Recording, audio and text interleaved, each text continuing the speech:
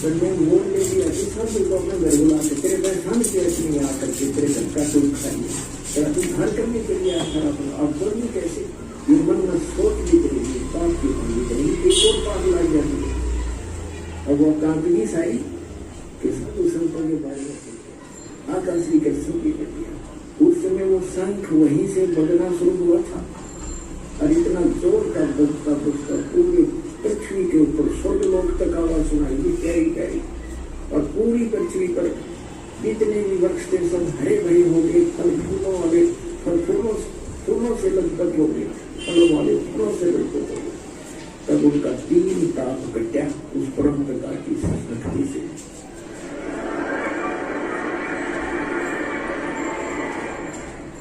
तुम कौन राम का जपते जापन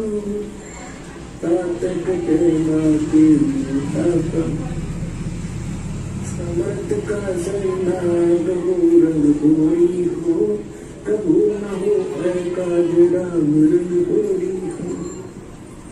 तो पुण्यात्माओं, सौभाग्य आपका, आपको ये सुखता यहाँ फ्री में मिलेंगे, क्योंकि हम वो बातों व्यक्त कर रहे हैं। सत्संग के माँ बैठ कर कोई बात चलाया तो उस अपराधी आत्मा को 3 लोग नहीं छोड़ा। इसलिए सत्संग को बहुत महत्व देना चाहिए आपने, और ध्यान से बाबत से एक बात सुननी चाहिए।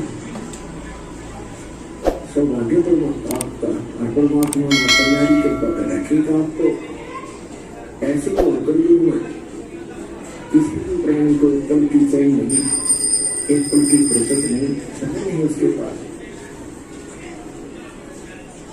और सारा दिन तो रोटी के लिए भटके खाता भटकता है। सपने भी इसी के आते हैं, कल उसका देना है, उसका लेना है, ये करना है, वो करना है, और ऐसे करना भगवान ने होना वही जो उसकी किस्मत में। तो ये उसको याद भी हो तो भी वो उस तरफ नहीं सकता, क्योंकि उसको सहारा भगवान का साथ चाहिए। तो इसलिए पुण्यात्माओं, आप आम आत्मा नहीं हो, आप परमात्मा के वो विशेष हीरे और मोती लाल हो, जिनके लिए वो भटक रहा है।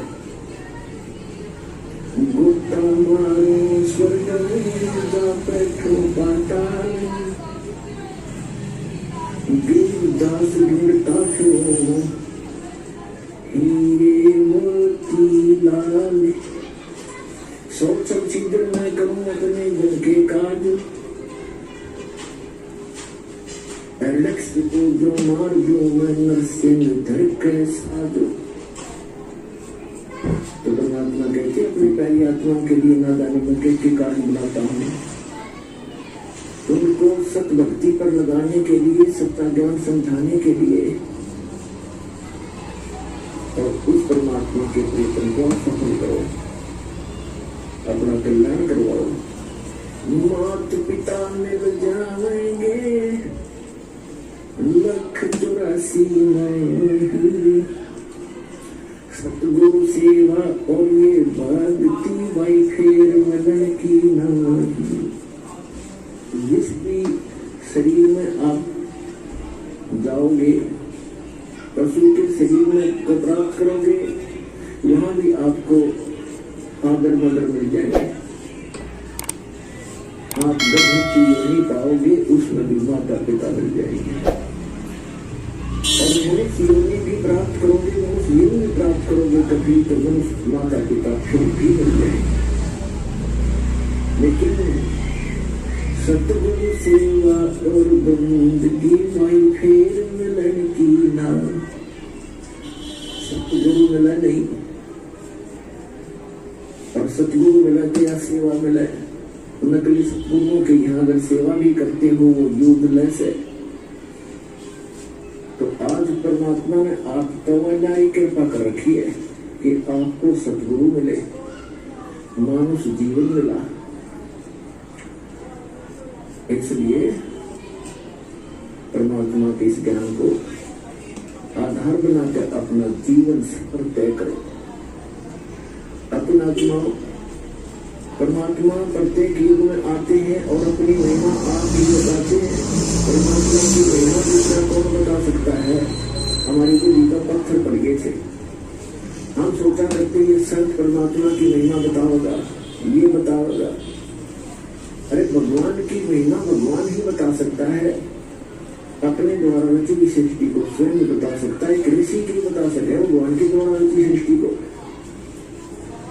अब एक पुत्र गुरु नानक जी ने तो यहाँ तक कहा है, अगर कोई दावा करने का अधिकारी है तो कबीर है। ये समुद्र की साखियों में प्रमाण है। अगर कोई बाबा कहलाने का अधिकारी है तो कबीर साहब है। आलम बड़ा कबीर है। तो पुण्यात्मा सौभाग्य आपका, आपको ज्ञान सुनने को मिले। अभी तक किताब ज्ञान से ठोक रखे थे परंपरागत साधनाएं और कुछ किसी सिर पड़े संत ऋषि की ज्ञान उतार सुनकर पुस्तक खुलकर या किसी भाई साथी बहन सहेली से सुनकर हम वही क्रियाएं करने लग जाते थे। कोई गोवर्धन की फेरी के लिए कहता हम वहां चले जाते, कोई अमरनाथ की के दर्शन के लिए प्रेरित करता हम तैयार हो जाते। प्रकातम ज्ञान नहीं था, ये लोक वेद था। तो परमेश्वर ने स्वयं आकर के एक संत भक्त और परमेश्वर को थे और एक सदगुरु, इन सब की भूमिका की।